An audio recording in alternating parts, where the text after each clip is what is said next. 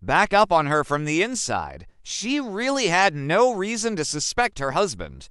It was her he loved, not Juliet. On Madison Avenue, heading towards home, she stopped by the Goddess International Delicatessen, a fancy deli with specialties from around the world.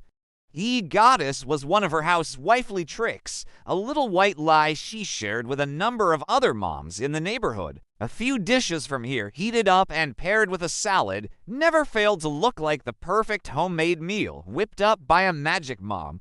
Kids would never know. Even Eric thought she was a great cook. On many occasions, it had proven to be an absolute lifesaver. When she arrived home, Manuel was still at the front, his shift not yet over. He held the door for her as she hurried in. "Party in 8B tonight," he said, taking her bags and placing them in the elevator. "Call us if it's too loud, okay?" "Thanks, Manuel," she said, noting again the look of sympathy in the doorman's face. The apartment was shockingly cold, almost icy. No, Eric, but that was hardly a surprise.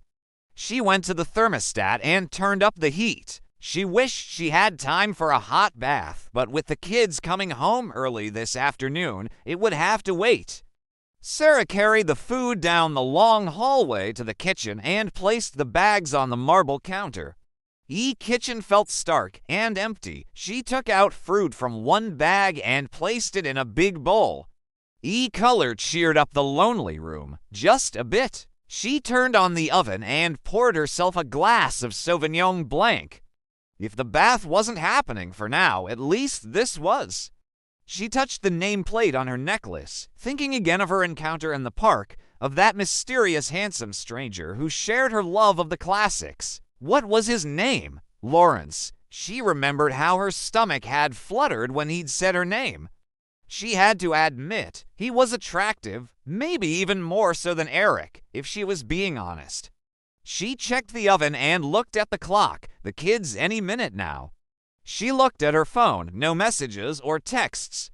Had she been waiting for someone to call? Smiling at her own absent-mindedness, she juiced lemons and chopped up an onion, seeded a pomegranate, put the shrimp in the oven and the sauce and kale on burners to heat up, and added a bit more white wine to the sauce and a bit more for herself while she was at it.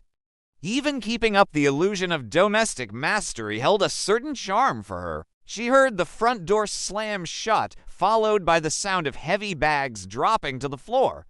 Immediately the house felt warmer to her. A home again. "Jason, Darcy," she called. "Hi, sweethearts." Her son shuffled in first. Her oldest, her handsome boy, the one who had first taught her heart to love unconditionally. He seemed older every time she saw him. Somehow he was almost as tall as she was now. She shoved down a pang of melancholy and kissed him. "Hey, Mom!" Jason looked at her, his blue eyes piercing. For an instant, he seemed to be searching for something in her face, then it passed. "Smells good," he sniffed, then dashed by her down the hallway. She heard the door to his room shut. A few moments later, the inevitable music was playing. 14 years old, and he was already gone. She felt a sudden rush of helplessness and heard Dr. Robin's voice. The words matter. They become the way you think. Try to give the feelings better words, words that will help rather than hurt you. Jason wasn't gone, he was just living his own life. She wasn't helpless, it was just hard to adjust to change sometimes. No one had ever told her that being a parent involves so much loss, all that significance a child would never understand, so wonderful and frightful at the same time. Sarah resisted the urge to follow Jason and instead went to the foyer to meet Darcy. Her little girl was struggling out of her coat, already showing the monumental exasperation only felt by 12-year-olds. "Hi, sweetie," Sarah said, moving in to help her. Darcy shrugged her off. "Mom, I've got it," she snapped.